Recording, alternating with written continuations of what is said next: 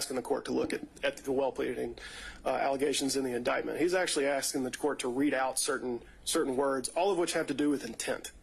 So footnote 2 on page 2, he says if it says something's unlawfully or knowingly or willfully done, that's not a factual allegation the court should consider. So the suggestion seems to be, oh, let's look to Hall. Hall says we can play kind of fast and loose with what the facts are. And in this case, what we want the court to do is read out certain language from the indictment, actually not consider it. Okay. Just look at let's say we don't get to that further step and we are just getting over that threshold, even if there was no footnote 2. Any position at this point on can we make an as-applied First Amendment analysis of this? So it's true in federal courts. It's kind of all over the place. Some courts explicitly stay away from it, and other courts go into it. We know that in this defendant's case in D.C., actually Judge Chutkan explicitly went forward and made an analysis based on the allegations in the indictment there. But not every court does, and some federal courts stay away from it for a very specific reason, which is that there are still factual allegations which have to be settled by a fact finder for a jury. And the reason— And looking at all the cases that you found, ones that didn't do it, I know generally they're going to say we don't have the record, we don't have the facts, but were there any that explicitly said, even though I could just look solely at the indictment, I'm still not going to do an as-applied challenge? Well, I think that's how we get to a case here in Georgia, and it's a case Your Honor cited back in October when you explicitly ruled, we're not going to get into this. That was the 11th Circuit case, though, wasn't it? You're talking about? I'm talking about the major case, which is the Georgia case. The major case is where they say, okay, this is a pretrial, as applied First Amendment challenge, but essentially what this boils down to is an argument about intent. That's what the defendant's really talking about. And when you look at what the defendant wants to argue about here today, it's just saying, well, I was just a guy saying things. I was just advocating. I was just speaking my mind. And so all of this is protected, and therefore the entire thing has to go away. That is a question. I think that's your strongest argument on if we're in the analysis of the as-applied challenge. I'm still just trying to get over and really understand the procedural element of it. Well, and that's what Major says, is that because that intent question has yet to be answered, and the jury is the person, is the entity that answers that question, it's premature to consider this. You can't say that the First Amendment has been applied, or that the as-applied challenge can succeed at this stage because there's still questions that have to be answered. But Major, I think it was like an overbreadth on terroristic threats, right? It begins with overbreadth, but then it moves into an as-applied challenge. That's the last part of the Major. And did they actually say premature, or did they just say denied? They say that they cannot say that it's unconstitutional under the First Amendment as applied to the defendant in that scenario because there are still intent questions. Does that actually maybe suggest then that they did do an as-applied challenge? It's just very hard for a defendant to win that because all you have is the indictment. That is a way that you could interpret it. It would suggest that an as-applied challenge cannot succeed under the First Amendment because speech integral to criminal conduct is not protected. A well-pleaded indictment is going to demonstrate that speech that is pled as part of a criminal charge is integral to criminal conduct. And so there's nothing to decide if you're looking and you're cabined by the indictment. So we sort of have two routes here. Neither of them result in the grant of this motion. One says, the court says this is premature, there's questions that have to be answered, any First Amendment challenge has to happen after there's a factual record to look to. And the other says, okay, I can get to this today. It's not that I can't. I can, but there's nowhere to go because all of the speech is pled as integral to criminal conduct, and therefore it's not protected by the First Amendment. You could envision an indictment. I don't remember if Alvarez was a post-trial or pre-trial thing, but you could envision an indictment where perhaps they drafted it to solely target speech because of its falsity or something like that. So maybe there's a use for an as-applied challenge in that kind of a situation. That's a fair point, Your Honor. It's just not the situation here. And it's not going to be the situation in almost any case. That was a special case where, of course, you have a very unique statute that was punishing. But that was really a facial challenge, too, because it was saying, like, this is just punishing falsity for falsity's own sake. Yeah. None of the charges in this case are about that. They are about falsity employed as part of, or statements employed as part of a pattern of criminal conduct in numerous ways. So there's nowhere to go.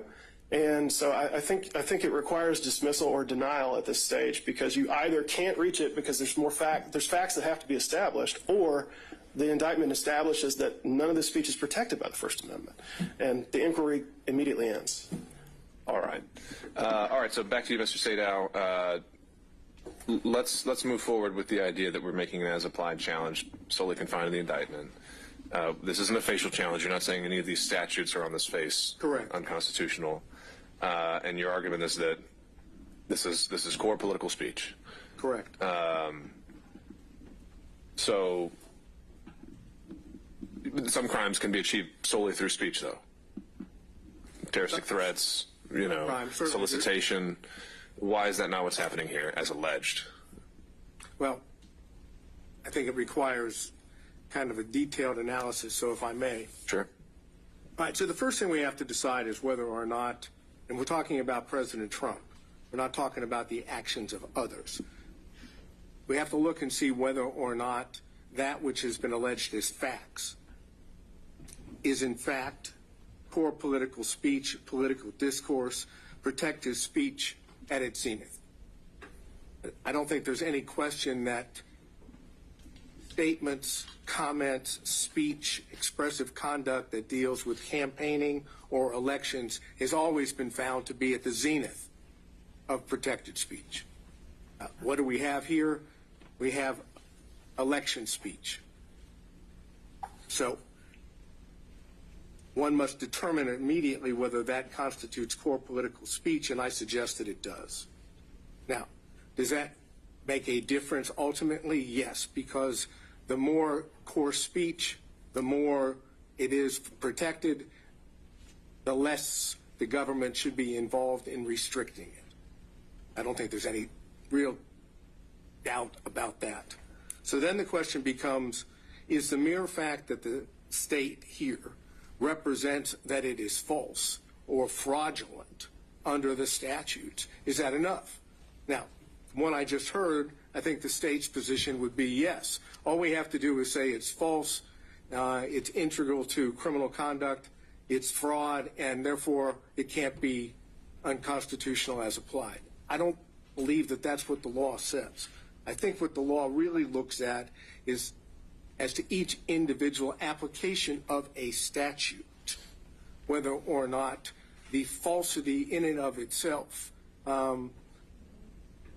alone is sufficient. And I think the case law indicates that that's not so, particularly, and I don't need to go back through in detail everything that Alvarez said, but I think Alvarez is important because even when you talk in terms of, and I'll start with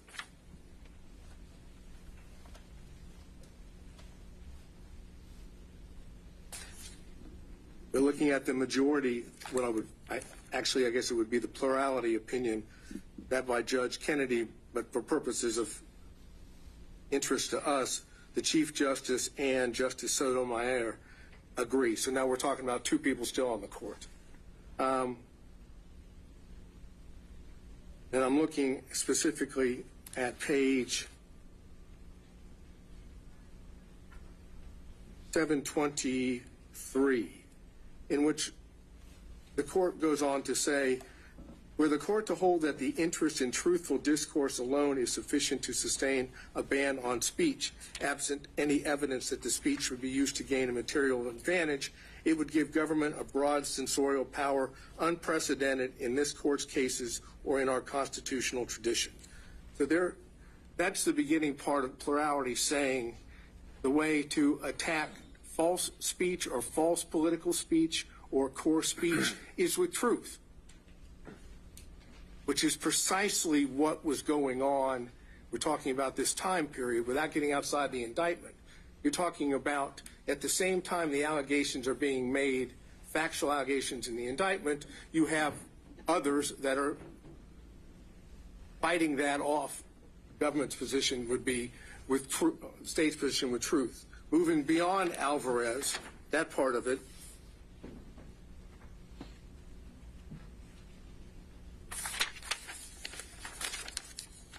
you have Justice Kagan with Justice Breyer. And here I think gets to the crux of where we are. And this is the concurring opinion.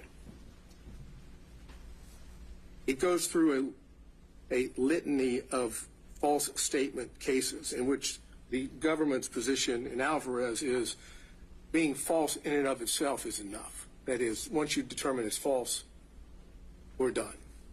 But That's not what the concurrent says, and that's not what the dissent says. The concurrent says, basically, that these judicial statements cannot be read to mean no protection at all.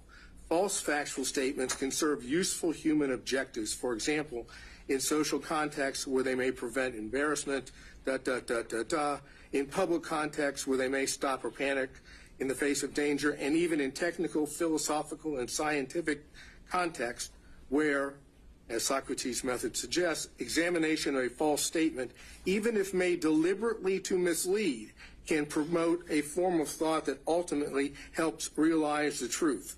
And then it goes on and says, even a false statement may be deemed to make a valuable contribution to public debate since it brings about the clear perception and the livelier impression of truth produced by its collision with error. So this is the proposition that it's not the falsity alone that controls. It's the context in which the speech is made. And if it is deemed false, and for purposes of the indictment, we have to assume that it is false because that's what the facts have been alleged. That doesn't mean it's the end of the analysis. Why do we not also have to assume, since it's an allegation, I think you say in your brief, that it's unlawful, willful, and knowingly false? So, because at least our position, President Trump's position is those are not words of fact. Those are words of legal connotation. And while they have meaning, that would allow, for example, let's go to Alvarez in the Stolen Valor Act. Just because they alleged that it was unlawful didn't mean it wins. That is, it doesn't mean that the government wins. But that's because they decided that wasn't a crime at all. I mean, that was a facial challenge where they said this statute, even if you violated it, violates the First Amendment. You've said that the RICO statute, you can violate it and not, it's not a, right? So we put legal conclusions in indictments all the time. I think that's going to be part of Mr. Schaefer's argument in just a minute. I mean, you said a moment ago, just because the state pleads it, you don't think that's enough in an as-applied challenge, and I'm trying to figure out why. As to statements such as legal conclusions are unlawful and so forth.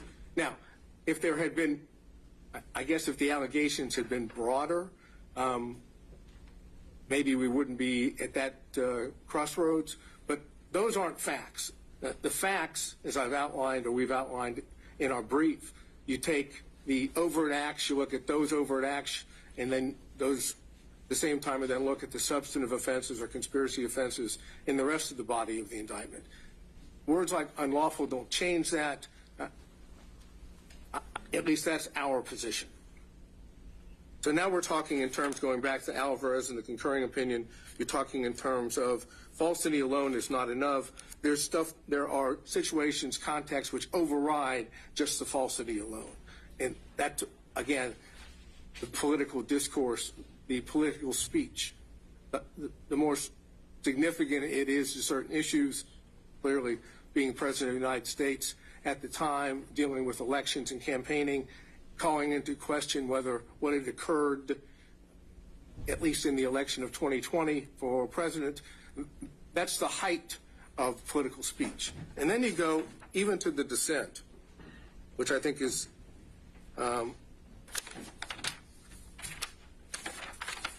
as important, because now you have Alito and Thomas, again, members of the current court.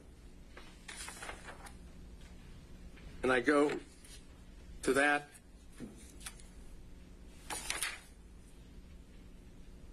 What I believe starts at page 751, and it says,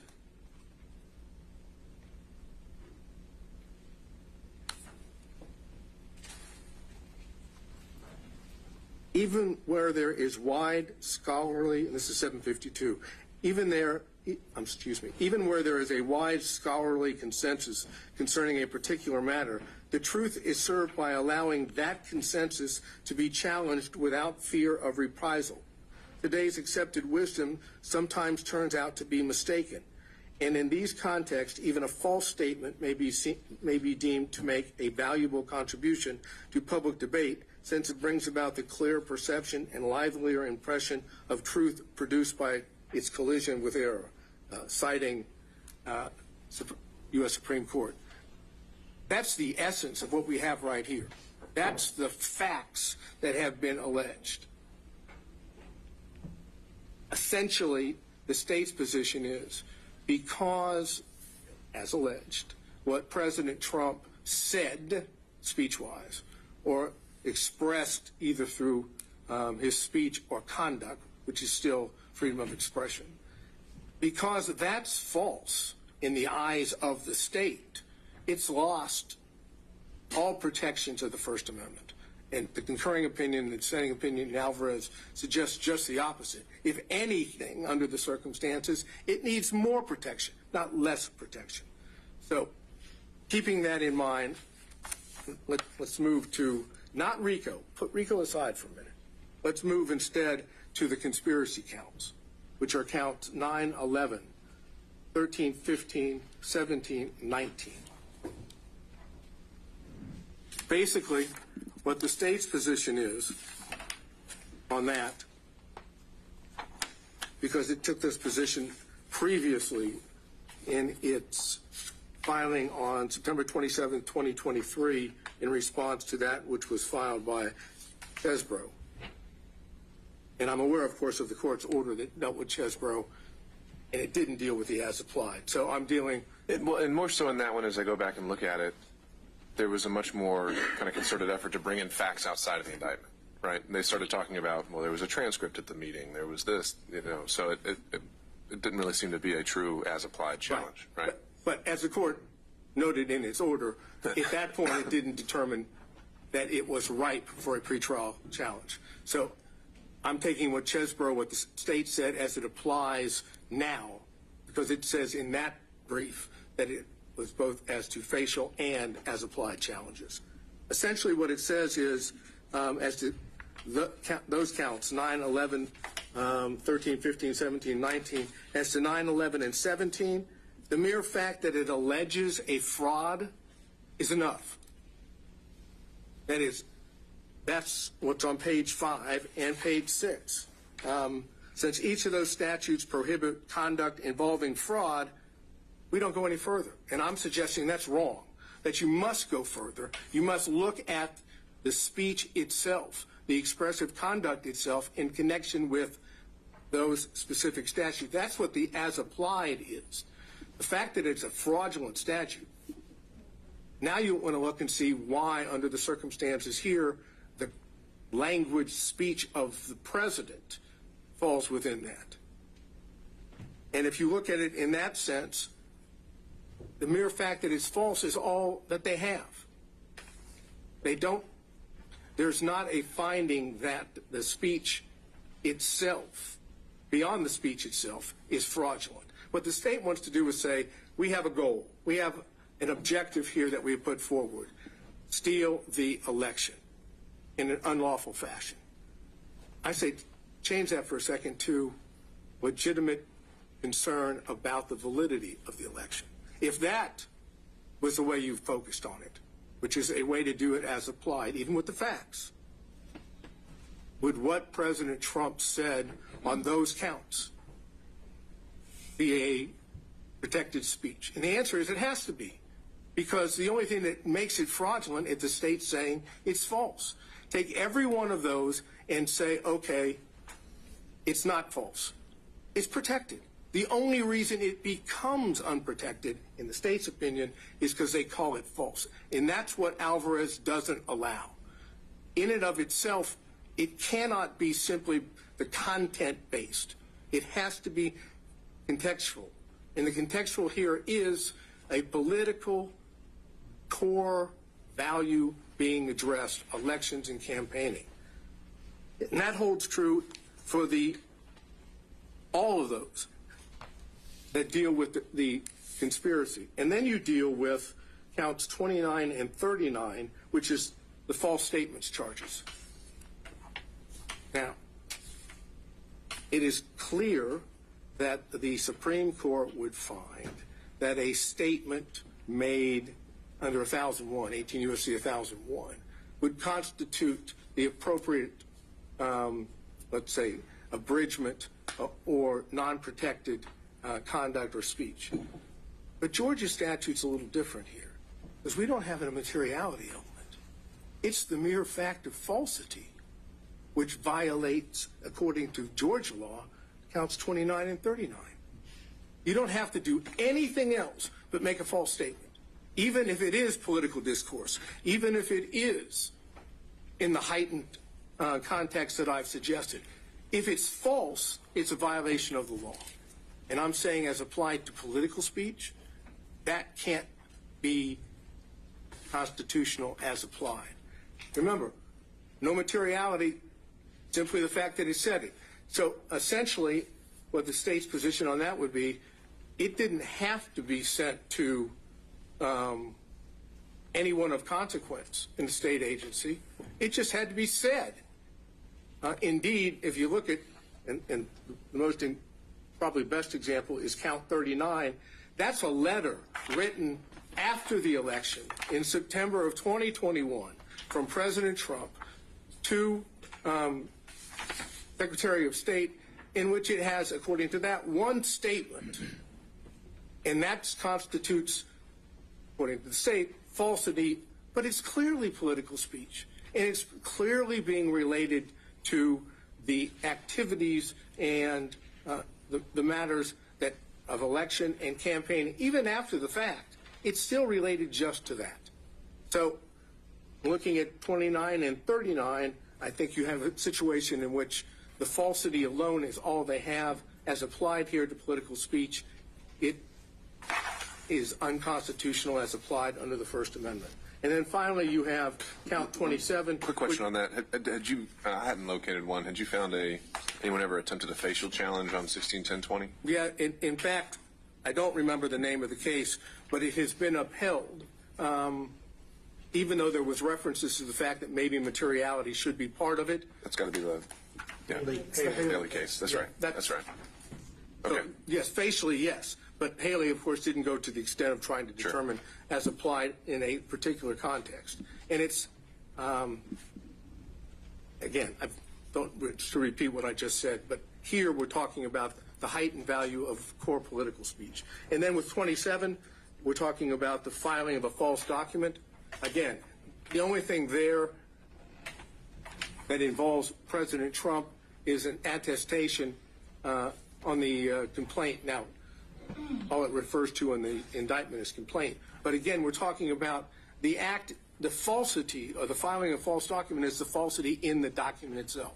And I'm suggesting under the circumstances that and that alone wouldn't violate that statute as applied. So regardless of the facial challenges, the question becomes here, is the mere fact that the state says fraud or false statement enough to get by an as-applied challenge? And our suggestion is it is not. Now let's go to RICO.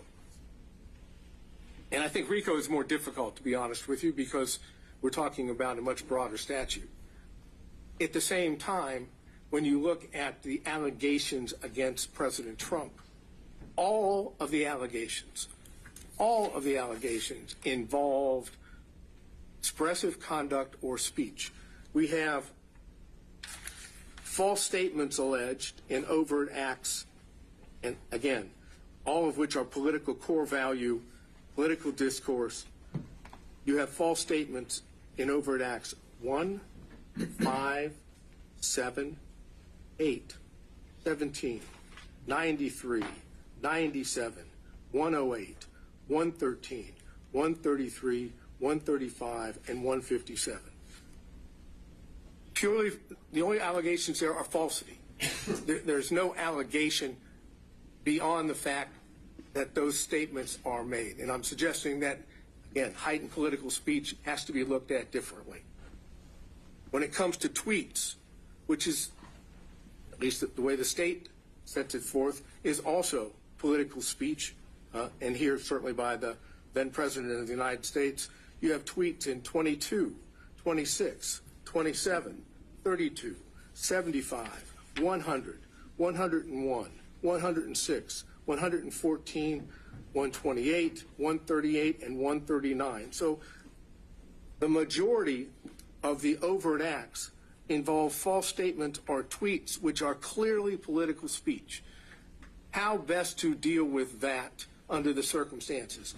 to prosecute those under a broad RICO charge, supposedly with contesting an election by, I guess, illegitimate speech or expressive conduct? Or is the way that we are set up as a country is that the First Amendment plays through this by others, by those that are complaining that it's false, proving it's false, bringing forth the truth? That's the essence of what Alvarez has said. That's the essence of what a case called Brown versus Hartledge, which is cited in Alvarez. It's 456 U.S. 45 at 61, a 1982 decision. All of those speak in terms of when you're dealing with that speech, that political speech, you're best to deal with it through the pushing forth a counter view of truth, not prosecuting the speech maker or the person that is articulating his political views. Here we've done just the opposite. We have decided that because those views were unpopular and in state's opinion false, we must prosecute them to stop them from happening again, which is, again, the essence of why it's unconstitutional as applied, because that's not what the law says. Finally, the rest of the overt acts, either telephone calls or meetings or requests, no false statements. They're just acts, expressive acts. And they're in there as well. Those are political acts. And for the court's benefit, because I know there's a lot of overt acts, those are 9, 14, 19, 28, 30, 31, 40, 42, 43, 44, 90, 95, 112, what was in the old indictment is 123, paragraph number 2 is now, I think, is 125, 130, 131, 140, and 156. There is nothing alleged factually against President Trump that is not political speech. So what this court has to decide is the state's position that fraud or false statements under these circumstances, which I suggest really is alone, is that enough to get it by an as-applied challenge? Our position is it's not. Is there another way to look at this? They're going to argue at the same time that it's integral to criminal conduct. But it's the speech that's being punished. That is the criminal conduct. If it's not the criminal conduct, there would never be an indictment for the RICO against President Trump or any of these other counts. Take out the political speech, no criminal charges. Political speech disagreed with, basis for all charges. I think that is the best way for me to sum up where our position is. All right. Thank you, Mr. Sadow. All right, Mr. Wickford or Mr. Floyd, if there are any points that you wanted to address or respond to. Maybe I'll start you off with this. It certainly seems that the primary case driving Mr. Sadow's argument would be Alvarez, and because that's a fractured kind of plurality opinion, I'm wondering if you have any thoughts on just how much that can drive this. And I know the state back in December was also citing Alvarez as the primary case. I wonder if that's even the best one for your arguments. I think to address the first, elephant in this courtroom is that a Judge Chotkin in D.C. has evaluated all of these arguments under Supreme Court precedent already. So I would refer, Your Honor, to that court's analysis because I'm hardly going to improve upon the findings of the federal judge. However, speaking specifically to Alvarez, it is a plurality opinion with several different opinions written by other justices.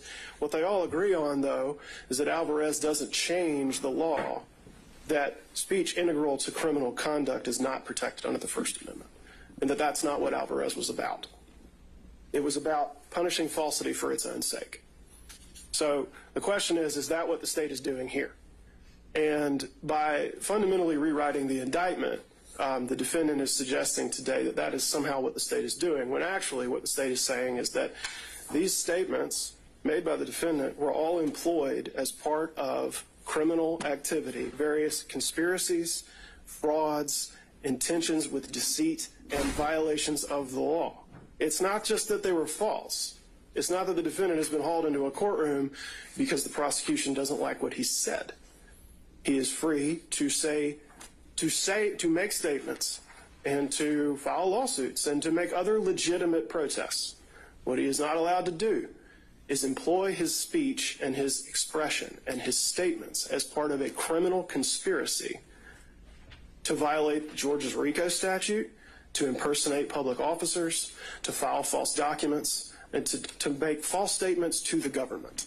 That's what he's alleged to do. He's not charged under 161020 because he told some lies.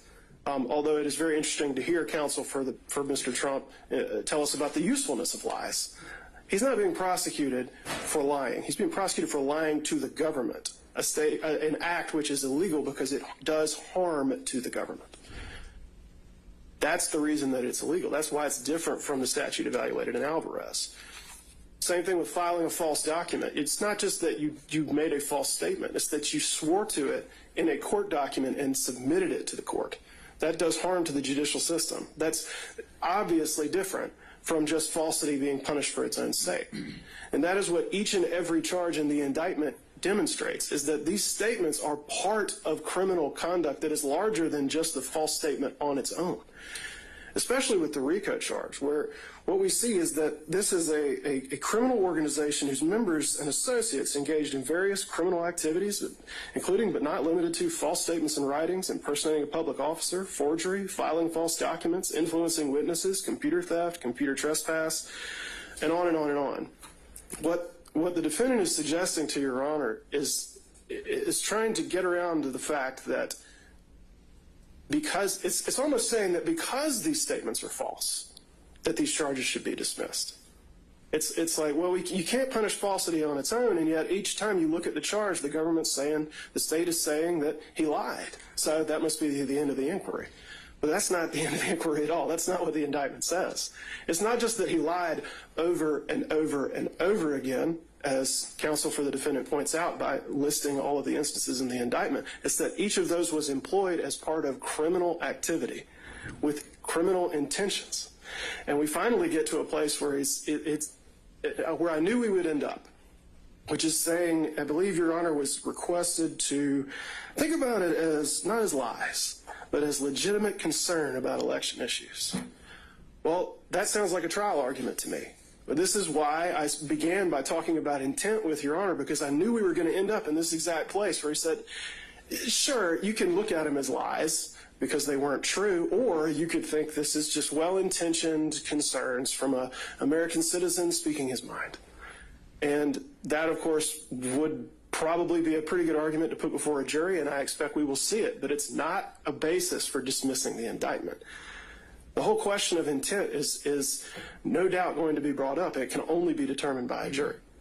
But what we have heard here today is an attempt to rewrite the indictment, to take out the parts that are inconvenient and only say, well, it's all speech, it's all talking, and he was just a guy asking questions, and not someone who was part of an overarching criminal conspiracy trying to overturn election results for an election he did not win, by violating the RICO statute, by making false statements to the government, by filing false documents, by impersonating officers, and doing a whole host of other activity which is harmful, in addition to the falsity of the statements employed to make them happen.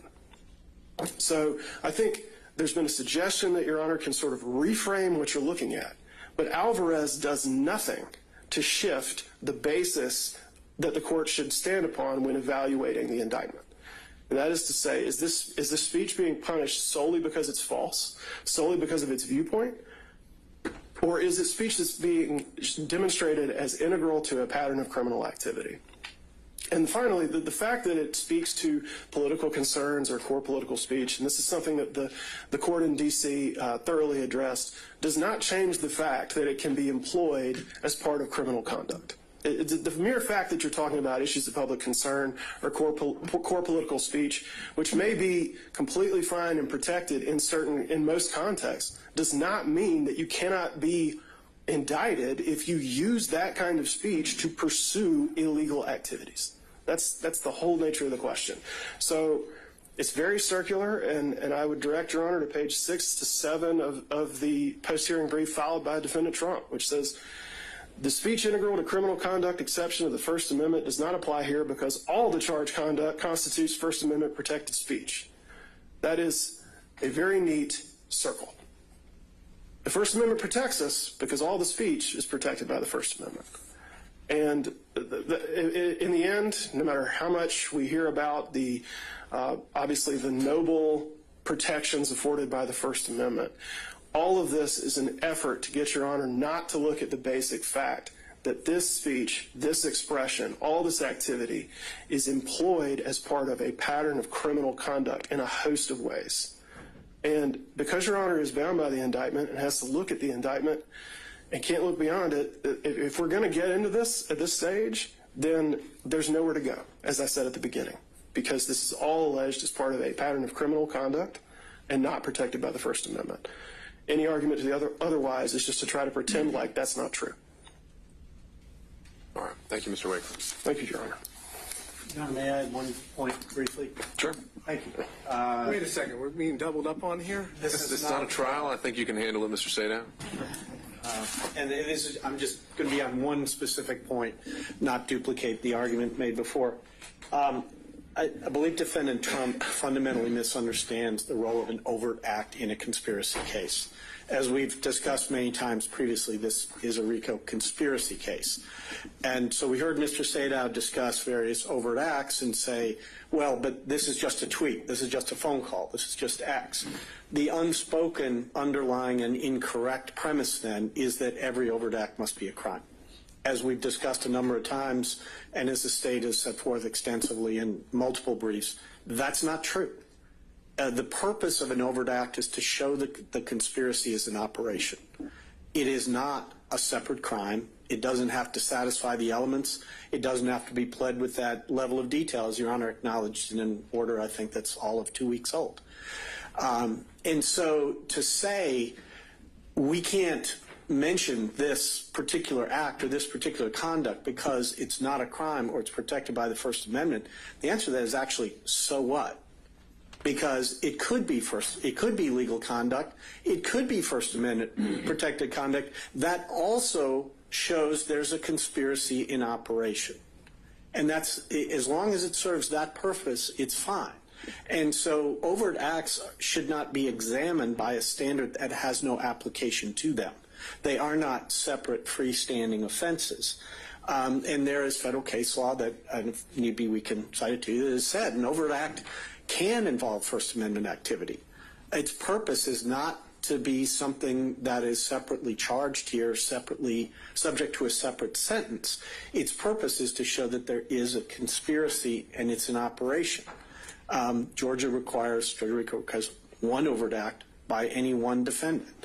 So, of course, the RICO would stand if anything, any of the 161 overt acts alleged constituted an overt act. It would only take one. It doesn't take any by Mr. Trump.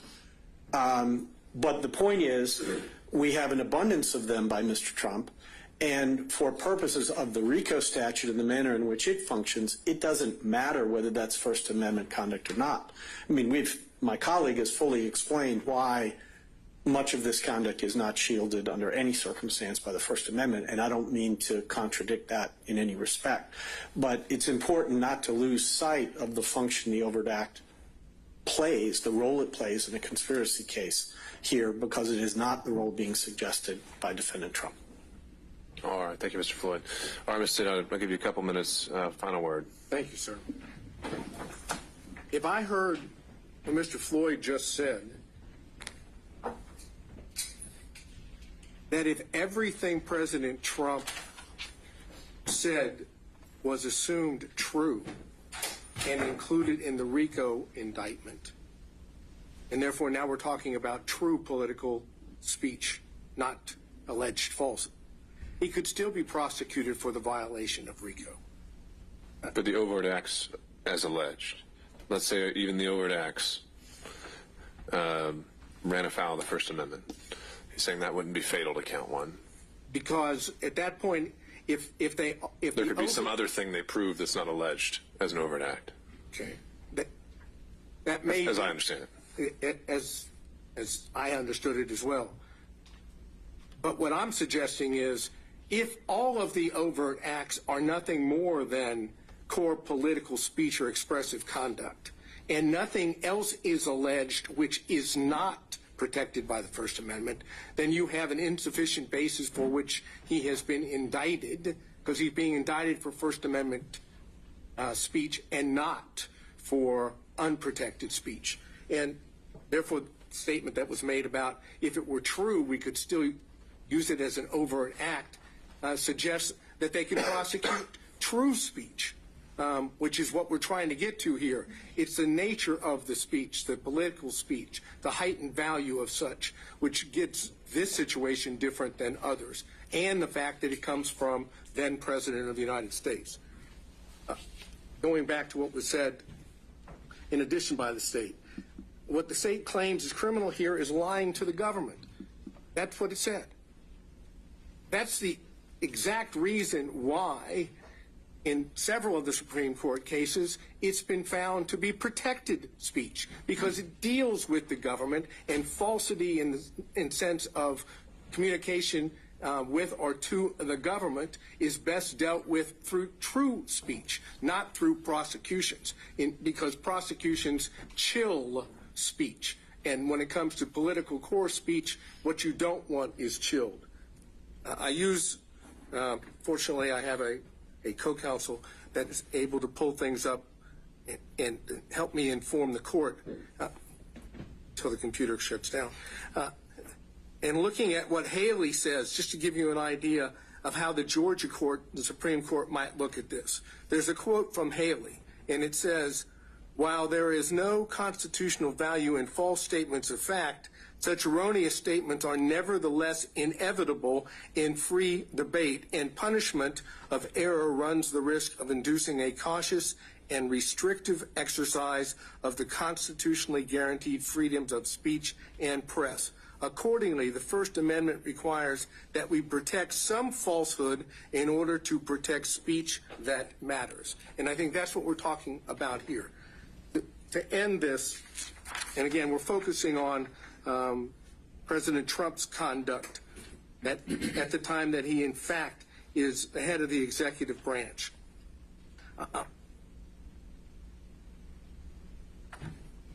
There is references to this in Brown v. Hartledge, and I cited that earlier. A well-publicized yet bogus complaint on election eve raises the concerns that you may have some impact that would affect an election. But the preferred First Amendment remedy of more speech, not enforced silence, has special force. Underlying our dependence upon more speech is the presupposition the right conclusions are more likely to be gathered out of a multitude of tongues than through any kind of authoritative selection. To many, this is and always will be folly, but we have staked upon it all. And for speech concerning public affairs is more than self-expression, it is the essence of self-government. And that comes from Garrison v. Louisiana, which is cited also in Alvarez. Bottom line here is this. But for protected First Amendment speech, President Trump would not be charged in RICO or the other counts. Take out the protected speech, and you don't have an underlying basis for which to charge him. And since that violates the Constitution as applied to the charges here and his speech here and his position here, this is ripe for a constitutional challenge. One step further. If it's not ripe now, and we get into intent, when does the court determine that? Do you determine that after we have a trial? I think it would be the directed verdict stage. Well, right? Would it? That's a sufficiency of evidence. With all inferences, in favor of the state. That's a whole question. I mean, do we go through the whole trial? God forbid there should be a conviction, and then we go back to trying to determine as applied? I'm suggesting the reason it's ripe now, and the reason why we don't even get to a trial, is because it's unconstitutional to force an accused, be it the President of the United States, former President, or anyone else, to stand trial on protected speech. And I think that's what Alvarez and the progeny previous to that and after say. All right. Thank you, Mr. Sadow. All right. Mr. Gillen, do you need a minute before we dive in, or can we get started? We're ready to go. Okay, so just teeing this one up. I know there's a good bit of your motion that goes back into a lot of ground I think we covered at the December hearing. Well, let me start off with some good news for the court. I'm happy to hear it. See the smile already on the court's face. Wow. Our general and specific demur, a great deal of that does go into the areas of RICO that the court has not only ruled on but heard other arguments. Well, I haven't ruled on it yet, but it was just we talked about continuity. There was a ruling in October the 17th ruling that addresses some of the issues that were addressed. So I'm not going to replow that ground. That the court has heard. Aware of the government's position. I know that probably ruined Mr. Floyd's day by not allowing him to get up and go back over his RICO expertise. I'm not going to do that. What I'd like to do, though, today is to move forward to some areas that I do think needs to be. And the question really, when the court said, do we want to have oral arguments today or not?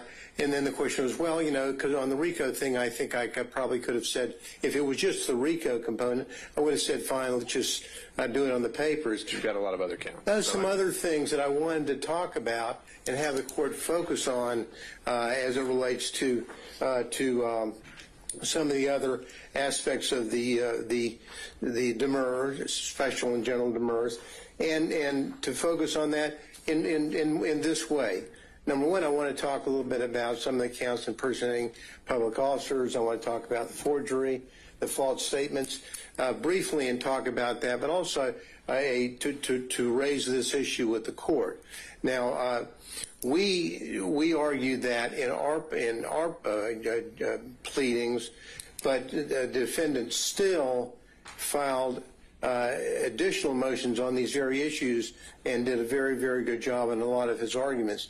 We know that the court granted the stay for defendant Still because he's of the state legislature, and thus, had that not happened, Mr. Beaver would be here with me talking about these issues.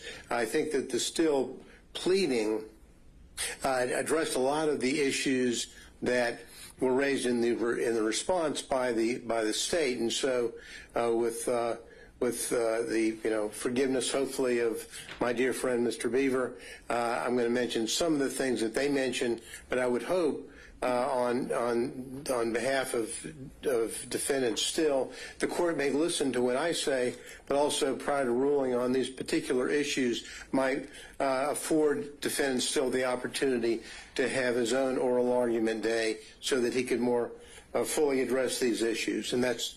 And I would appreciate that on his behalf. When we talk, let's get on to it. We're talking about impersonating a public officer charge, and we talk about that. When we talked about that, we talked about whether or not the charge. Definition of public officer, right? Impersonating a public officer charge, count 8. We say that's subject to dismissal. In that pertinent part.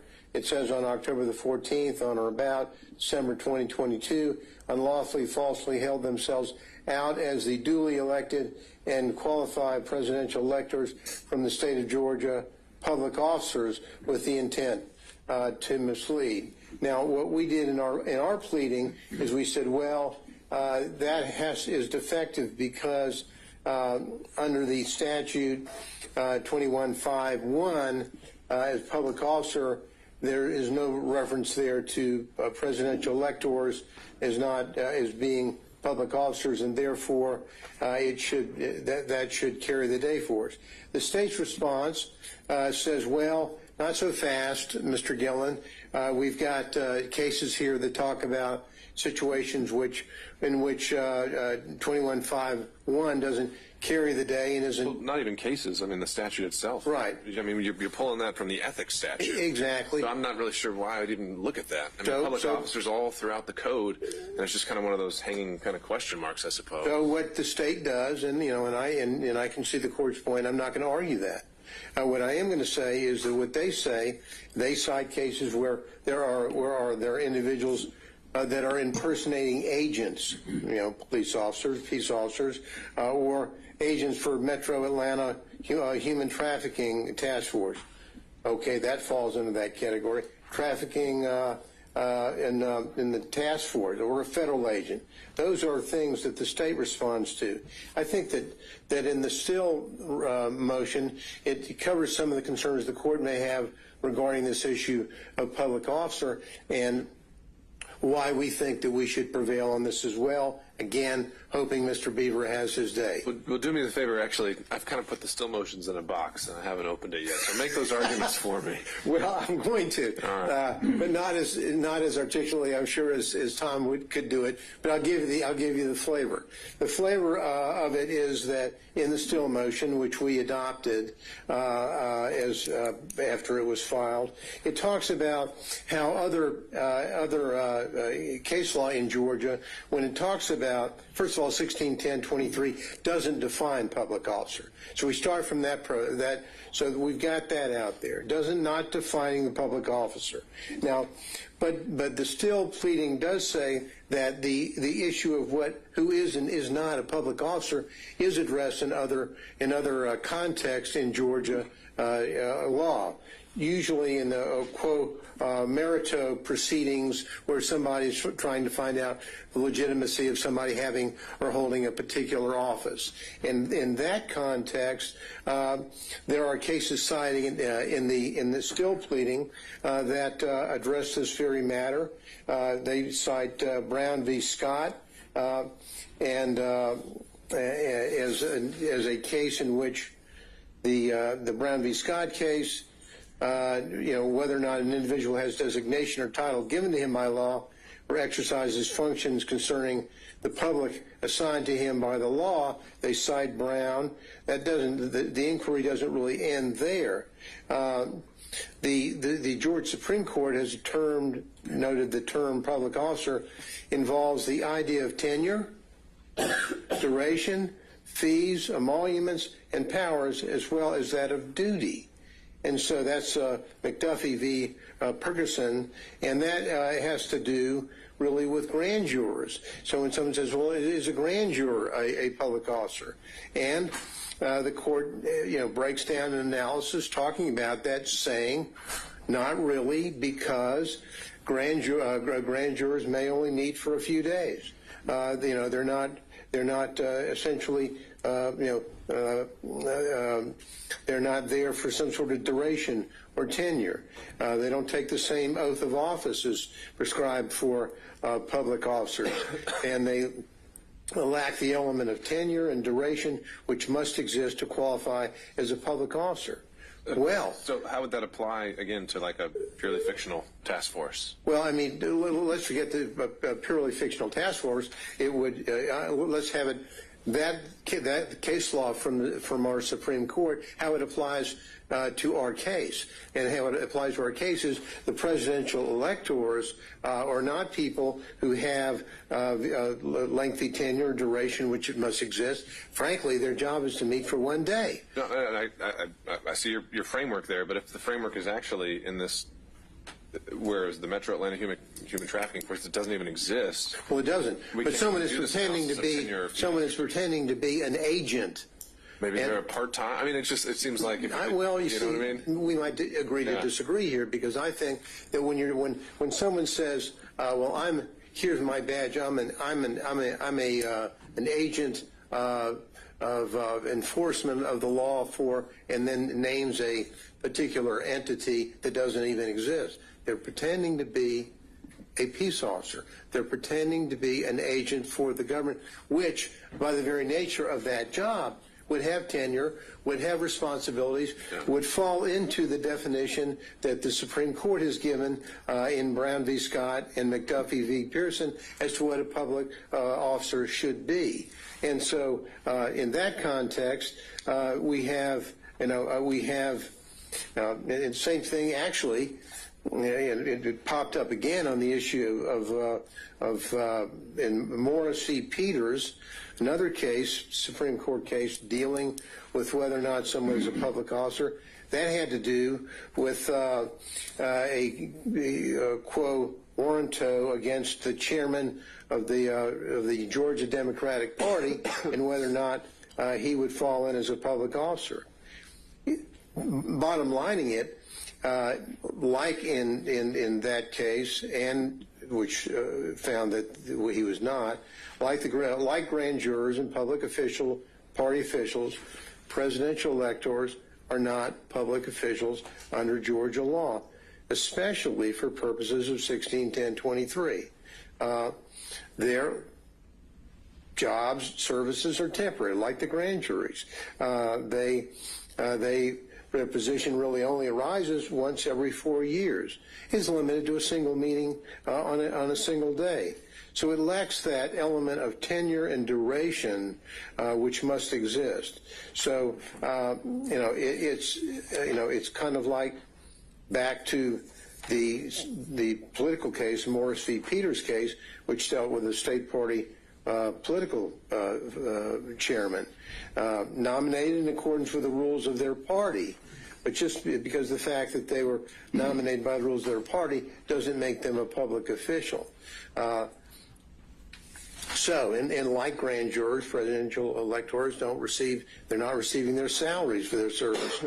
So all of that, Your Honor, tells us that this particular count is flawed for the very purpose of these electors cannot be under Georgia law public officers, and so we although we agree with the court's initial position regarding the limitation on the definition of public officer in our pleading, good old Tom Beaver and the still pleading has come forward to rescue us on that point.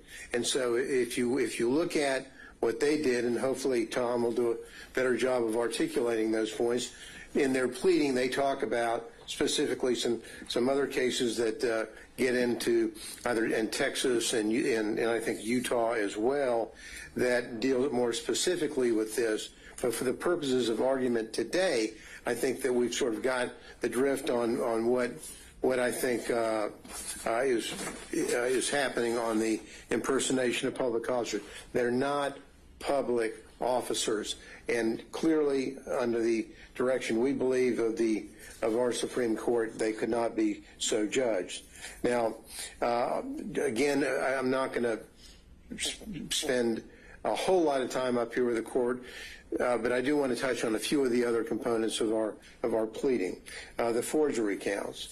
Now, we indicated in those counts 10 and 16 are sufficient to dismissal. Writing a check in a fictitious name or manner that the writing is made or altered purports to have been made by another person. That's the definition of 1610. We have what we have here in this indictment is we have an assertion that a writing or other than a check in a manner that the writing is made purports to be made by authority of the duly elected and qualified presidential electors from the state of Georgia who did not give such authority. Now, that's what they allege. Let's break that down as to why, and the state's response to us saying they want to focus on the phrase under the authority, and what we have here is the concept of what is the authority. Who is this on October the 14th? Who was the duly elected and qualified presidential elector from the state of Georgia who did not give such authority on December the 14th, 2020? Now, the answer to that is that as a matter of law, simply as a matter of law, and now we're going back Your Honor, to some of the arguments we've made with the court earlier on the issue of supremacy clause were worthy of at least highlighting some of those points to the court for the purpose of making our point here. And that is this, that, under the federal law as it existed in 2020, when the state of Georgia failed to comply with federal law about having an adjudication of any pending controversy or litigation, and as we know, in the public record in this courthouse was the pending and unresolved Trump and Schaefer litigation on the election. Now, because that lawsuit was not adjudicated pursuant to federal law, then the state of Georgia lost its ability after Safe Harbor Day, lost its ability to then name who the electors should be. And as we discussed earlier, and I'll shorten the argument, but for the purpose of the record, I'll just make the following points. Once that happens, and it's very, very clear from federal law and from the language from Bush v. Gore, the state, any Dissenting opinion in Bush v. Gore. Yeah, true. But as it points there, it's like it's not. They see it as not even a serious issue, because the clear reading of the statute would say if you don't get it done by Safe Harbor Day, then you have lost out. And once that happens, the power then shifts back to the Congress. So as of by law, we think not a factual issue. By law, on December the 14th, 2020, there were no duly elected and qualified presidential electors from the state of Georgia because of that failure. And so, understand your point, and I don't want to get too deep into it, but since we're in demurrer world here, wouldn't your allegation of whether a lawsuit was filed, whether it was pending, no, that's an indictment. Doesn't that transform this into a speaking demurrer? Well, we don't think so, and the reason why we don't is the last time I think we quoted the court that the court could take a notice of the pleadings within the court system, and I believe that what we articulated there, and I don't think we had an objection from the state, could be wrong, but my recollection is we didn't. That we then worked from the framework of yes, in this courthouse. There was a filing, a pleading that we're not going, this isn't a speaking demurrer, it's a part of the court record. Part of the court record says there was a lawsuit that was not adjudicated by Safe Harbor Day. So we don't have to go outside the indictment. It's not a speaking demurrer. And because of that, by applying the law, these forgery counts, 10 and 16, in our view, must go. Now, the other counts that I would like to, or the other matter I'd like to discuss is the false statement component. And on the false statement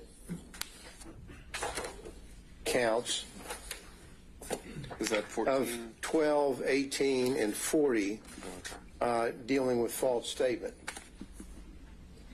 Now, here, the issue here dealing with a false statement, for example, is when they're asserting that there was a document that was sent within the jurisdiction of the Office of the Georgia Secretary of State and the Office of the Governor of Georgia, departments and agencies of the government. Now, we've got two arguments to that. Number one, and again, back to Haley. Haley talks about this issue, and when Haley talks about it, the key thing is whether or not there was agency with the key phrase, with authority to act on it. Now, there are two flaws, the fatal flaws the state has as it relates to this issue concerning Haley v. State and on the issue concerning the safe harbor. One, as we mentioned, at that time, there was nothing for the state of Georgia to act upon. they merely received the information. It was merely a sort of a ministerial act, if you would. But even more fatal to their argument is the second argument that I made a moment ago, which I won't repeat other than referencing it. The failure to act by safe harbor date renders any activity on behalf of the state of Georgia, be it the governor or the Secretary of State, renders that gone. Because now it's all gone back up to Washington, to Congress, to deal with that. And the government in the state can't now say, or at any time say, well, we're saying that the Democratic nominees or the Democratic representatives for the electors, they ultimately became the duly elected. You don't do that. You don't parachute back into what happened on December the 14th.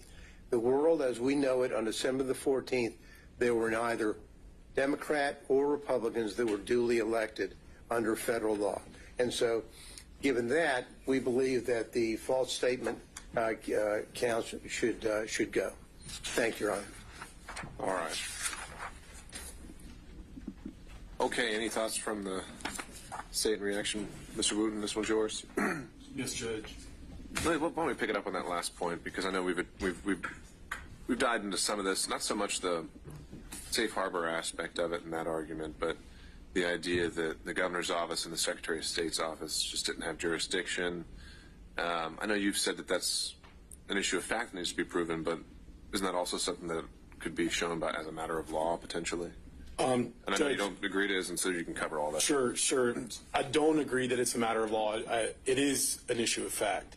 And we've briefed this extensively and argued this before. We believe that even if it's not an issue of fact, even if the court were to consider it as a matter of law, we've given ample reasons why under statute all of these entities have jurisdiction over many of the crimes that are alleged in the indictment, many of the topics all of the topics where we've alleged that some of these defendants have made false statements regarding. So I do maintain that I believe that it's an issue of fact for the jury to decide that we have to put up that evidence. We have to ask the GBI officers, what is your duty? What is your authority? What can you investigate? We have to ask the Secretary of State individuals while they're on the stand, what are your duties? What is your job? What do you do? Why are these things relevant? Why are these material to areas where you have jurisdiction to do something? What is your ability to act on these things? I think all of that has to come out at trial. And so as it relates to that argument, I think it's way premature. And anything that again, I always go back to the standard for what is a demurrer, right? Right. But what I'm saying, just if there was a statute that explicitly, said that they didn't have jurisdiction, remind me, what is it that you're saying, just as a matter of law as a parent, that provides the governor authority over this after the safe harbor date? Judge, I don't have the indictment in front of me, so I'd need to know specifically what statement. I think this is in regard to the certificates or the paperwork where if an elector doesn't show up on election day or on December 14th, that the governor has to ratify a replacement of that person. I think there were some documents that were delivered by Mr. Schaefer and his co-conspirators to the governor's office, trying to get the governor to do that. That's provided by statute, that the governor is the one that has to ratify a replacement. So statutorily, he absolutely has the authority to act on that matter. Okay. All right. So, from the top, I think there was a lot of time spent on definition of public officer and some of the allegations raised in Mr. Still's briefing, which I think his motion deadline should be coming up soon. So if he's requesting argument, we'd have him in. Sure. But if you want to make any initial reactions, well prepared, Judge. All right. First, I want to I've made this statement in the past as it relates to Mr. Schaefer, and I'll make it again, which is we have to address an elephant in the room. The elephant in the room is that Mr. Schaefer is in the 11th Circuit right now, demanding to be recognized as a federal officer. So what are we? I mean, are we saying that this position of elector is an officer or isn't? I think they need to make up their mind there. But as it relates to, I've actually got quite a bit of ground to cover, and I'll kind of take it as it was raised by Mr. Gillen. I want to start with, and again, as we pointed out in our response, we don't believe that the definition section in 2153 I think you applies. much conceded that. So, But Judge, if it did apply, I think it actually supports us, because if you look at paragraph B, this is 215322B. It says public officer means every other elected state official not listed in subparagraph A. So it's a comprehensive definition of any elected state official. So we believe that that would absolutely cover it to the extent that it's persuasive, that it shows that presidential electors are public officers. That definition says any elected state official. So they are elected state officials.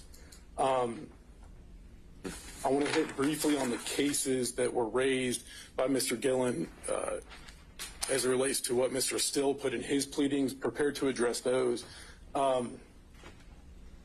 First, there was an intimation that 161023 only applies to police officers or peace officers. We know that that's not true because of a case called Kennedy versus Carlton. That's 294 Georgia 576.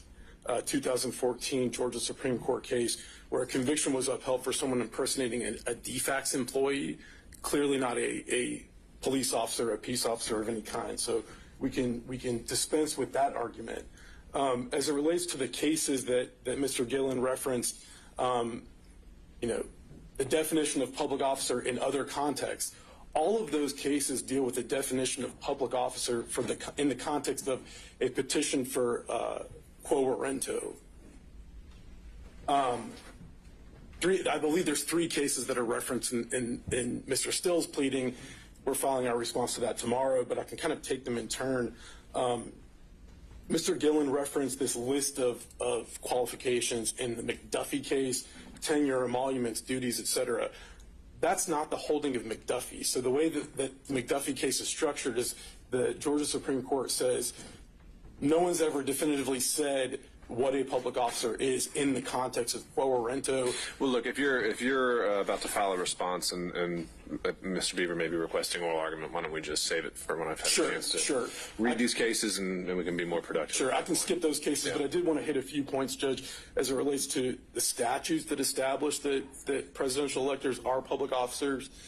First of all, the actual office itself is created by law. So it's created by the United States Constitution, Article 2, Section 1, Clause 2, and it's also created by OCGA 21-2-10. That actually establishes that there is an office of presidential elector in this state.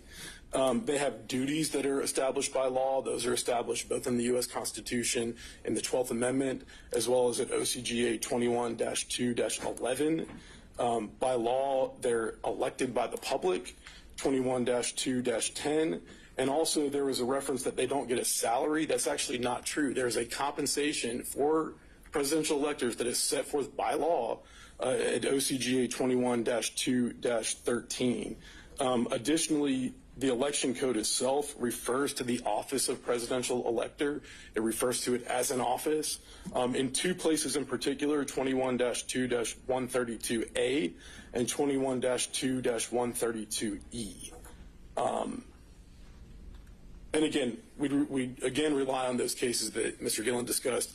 Garrison versus the state, 276 Georgia App 243, 2005 case where someone was convicted for impersonating a federal agent, an unspecified federal agent, and that conviction was upheld by the Georgia Court of Appeals. Cert was denied by the Georgia Supreme Court. And then the Libri case where they, of course, impersonate the Metro Atlanta Human Trafficking Task Force that doesn't exist. So we would argue to the court that the definition for 161023's purposes, that our appellate courts have applied a very liberal definition as a public officer. It doesn't even have to be a real public officer. It doesn't have to be a state officer. Anything that purports to be, someone acting by authority of the government is a public officer. And that's certainly what presidential electors do. Their positions created by law, their duties are established by law.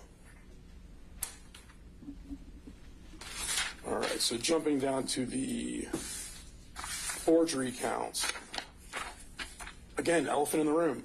1691, there's at least 5 ways that you can violate the forgery statute. The cases that the case that Mr. Schaefer relies on, Jackson versus the state, that's someone who was charged with forgery based on purporting a document purporting to have been made by another person. We did not charge under that provision of 1691. We charged under the final provision, which is by authority of one who did not give such authority. Mr. Gillen says that we didn't object to looking at these, things in the record in other cases. Let me be clear for the record, we do object. That's the definition of going outside of the indictment. So we agree with the court that considering those things outside of the indictment absolutely transforms that into a speaking demur is void, it can't be granted.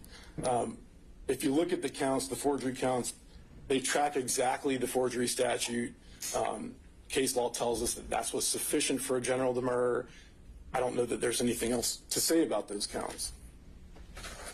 As it relates to the false statements, again, address that at the very beginning, but I would point out that in Haley, where both the conviction was upheld and the indictment itself was approved of, the indictment said this on the false statements counts. It said that the defendant did knowingly and willfully make a false and fictitious statement and representation in a matter within the jurisdiction of the GBI, a governmental agency, by calling himself the Catch Me Killer and stating that he killed 16 people.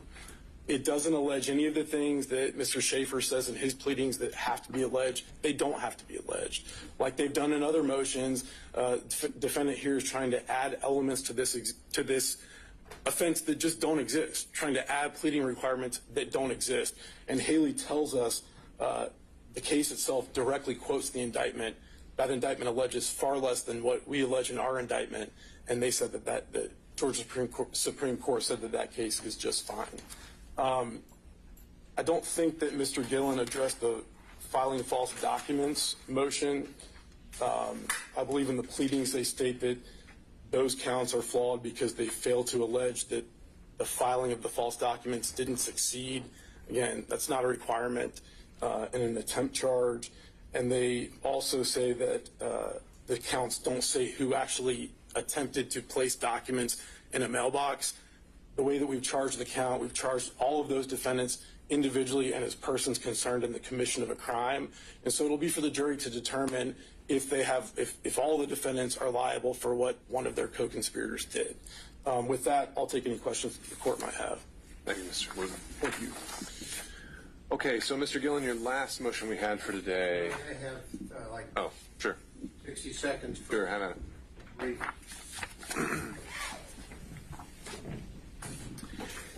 The state did not and cannot answer the direct question about a violation of the safe harbor rule, why that would allow that situation to give the governor or the Secretary of State any authority to do anything.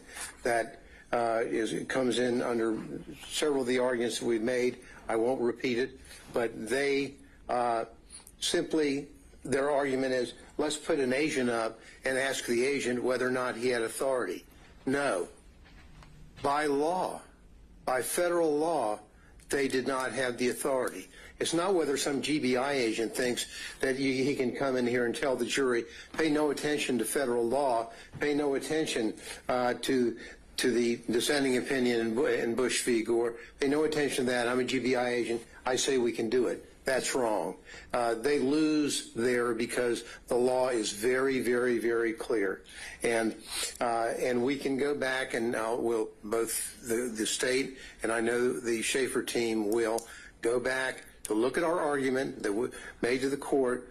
When my recollection could be wrong, I don't think so. We'll see. But my recollection was because the pleading was a part of the court system that we had a citation which permitted the court to take that into consideration as part of the record and thus not going outside of the record for speaking demur.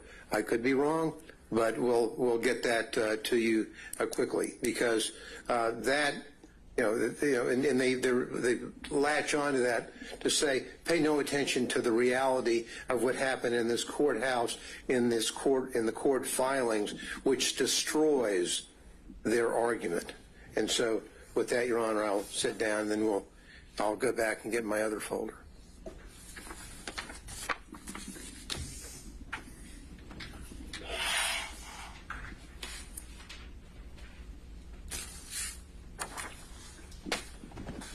So, on your last motion here, kind of as we were with the First Amendment issue, I think we need to figure out where we are procedurally.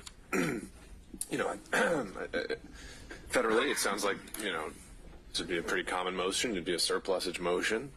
Georgia, it's not quite as clear for us. So, excuse me. Let's start with just the authority to kind of take a scalpel to an indictment and cut out things we don't like. Well, I mean, Your Honor, we talk about there's two components to this motion. One, there's the strike surplusage, and then there's a dismissal that we asked for, which is kind of also a component of the other. Now, we cite the State v. Corin on the issue of being able to, the allegation, the indictment is not wholly unnecessary to constitute an offense as mere surplusage. We think. Right. But when we read the surplusage opinions, we're talking about, a miscited code section or a wrong date or something like that. So I don't know. I don't think that's what you're characterizing. No. I guess this is where I'm. It's more just a legal conclusion, right? Let me. A legal conclusion, number one, but it's even more than that. It's this. When they continually, in their pleadings, in the indictment, in their pleadings, in their extrajudicial comments that they make, they have bombarded the defendants, the electors in this case, with the concept of and the phrase of fake electors. Now that is not, that is a description, a conclusion, and a pejorative description. So it's a legal conclusion you very much disagree with. It's the core of your defense. I think it's not only a legal conclusion, but it's also something that should be stricken because it is just a pejorative statement. I'm not saying. I'm saying. I can call you something really nasty in an indictment, and it doesn't necessarily have to be a legal conclusion about your violation of a particular law. And so that's what we have here. And we have this permeating this case. Well, I'm just trying to, again, based on what we've seen and is allowable in Georgia, let's just make it simpler. If in a murder indictment someone's alleged to have acted with malice aforethought, that's a legal conclusion. Well, that's right. And it's something that the defendant may really have an issue with. But we don't strike it. We just go forward and we go to trial. Different world, different cases, not the point that I'm trying to make. What I'm trying to make is, and you put in malice aforethought because you put that in there to define the terms. Sure. What about this one? There's one I remember when we talk about nicknames and aliases. And I remember there's one in Georgia from the 90s. They put in an alias of Stomper. And he had beat the defendant to death. Well, and the Supreme Court said, that's okay. You know why? Because they probably proved that there was an alias of that guy called Stomper. That's different than that trial. The state's saying we're going to prove that you're an unlawful elector. Well, no. In this indictment, what they have done in the indictment, it's not necessary if they want to, and we think it should be stricken. We think the count should be dismissed. We know that based upon the case law that we've cited. But in closing arguments, Lord forbid we ever get to closing arguments, hope we don't. But if we did, and they stood up and they said, well, we think that they were we think the evidence shows that they were fake electors. That's one thing. That's argument. That's advocacy. There's no place for it in the indictment, and there's no place for it in what they have done, not only in the indictment, but in their pleadings and statements they've made outside to the media.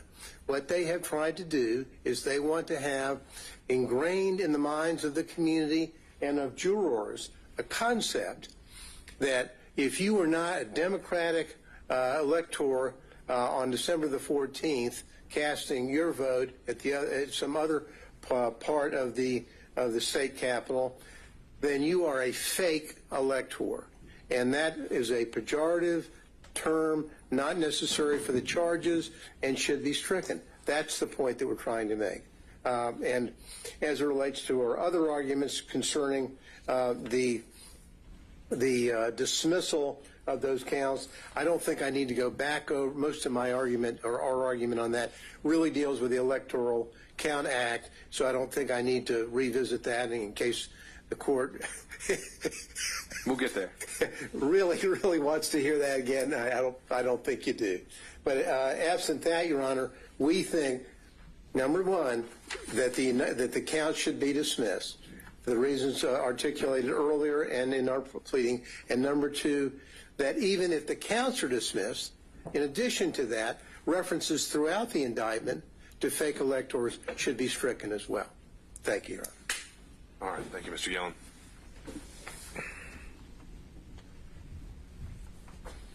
Judge, I'll be brief. Nowhere in this indictment is the phrase fake elector. It does not exist. Literally not in the indictment. So I'm not really sure what we're talking about, removing something from the indictment that's not there.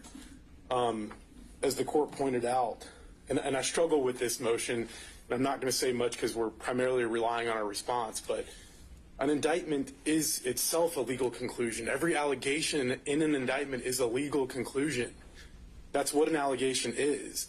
And so if indictments aren't allowed to have legal conclusions, then I guess we aren't allowed to have indictments anymore. Judge, I think what the defense's strategy is here, and I know it's their strategy because they asked for it in the motion. They say, Judge, you should strike this language from these counts because we don't like it, it's not fair, it's pejorative, whatever reason. And now that you've stricken it, the counts don't charge a crime anymore, so you should dismiss them because they don't charge a crime anymore. That's nonsensical. We cite in our briefs opinions where the appellate court says you literally can't do that. If something's essential to the charge, if it's essential to pleading an essential element of the charge, you can't strike it. It's not subject to being stricken. And I just highlight one citation that we reference in our brief, Malloy versus the state, 293 Georgia 350 2013 Supreme Court case. And that case says that when language in an indictment accurately describes the offenses charged and makes them easier to understand or more easily understood, they're not subject to being stricken because they're not surplusage. And that in making that in analyzing language in an indictment, in this context, Malloy also says that the language is to be interpreted liberally in favor of the state. And so with that, again, we rely on our pleadings. The phrase fake elector does not exist in this indictment. Take any questions that the court may have, but otherwise, nothing further. Maybe one. I've seen a line of cases talking about whether defects, can be stricken, and a lot of that dependent on whether they're material or non-material. Is it safe to say that these phrases, the ones that are highlighted here, lawful elector votes, false electoral college votes, and duly elected and qualified presidential electors, would you say those are material phrases for each of the charges they appear in? So I think that's a great question, and I think there's kind of a superficial answer and then maybe a more in-depth answer. My superficial answer is yes, they're material in the sense that they make the charges more easily understood. They're accurate to describe the charges. I am familiar with that line of cases, and it's a little bit unclear in the cases whether material means that or whether material means that, if you strike something from the indictment that the count falls apart. Sure. So I'm not clear. What I know is in this context, I don't think it matters because what's being challenged, I think that it's approved of by our appellate decision. If you've happened to go down that road, though, and we take the position that material means it can still survive general demur. Any thoughts there? Judge, again, turning back to Malloy, the holding in Malloy is that as long as the language in an indictment, even if it's not essential to an essential element, as long as it's accurate, it describes the offense's charge, and it makes it more easy to understand, it's simply not surplusage. If it's not surplusage, it's not subject to being stricken. But do we think these phrases are material and meaning they're necessary to survive a general demur? I don't have them in front of me. So. I don't either, and so I hesitate to give an answer without the indictment in front of me. That's fine. You know, again, as long as the charges track the statute, they survive a general demur. So anything that's not statutory language, I guess, wouldn't fall into that category. But then we get into special demur territory, and that's a whole different situation. Fair enough. Thank you, Judge. Okay. Thank you all. Anything else we should, or matters of housekeeping, anything else we need to take up before we break? Anything from the state? Nothing from the state, Your Honor. All right. Thank you, Ms. Young. Anything from either counsel? Okay. And we'll be adjourned. Thank you. Thank you, Judge.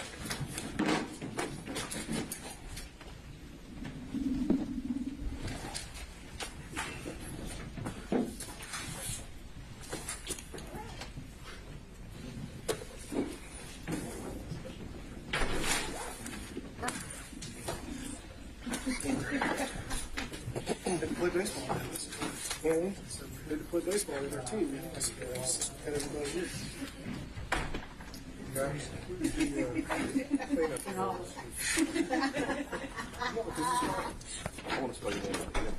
I'll write it down for you. I actually don't have those.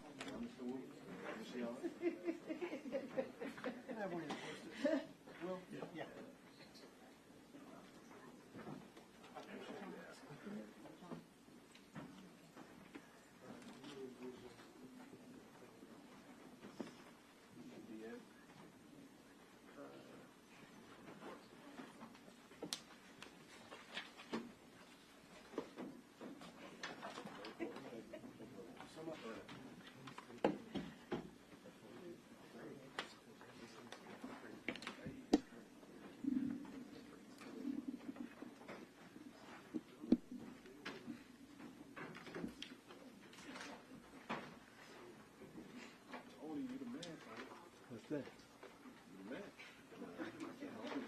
I'm just the man to know the man. The man with the master plan. This will be all this.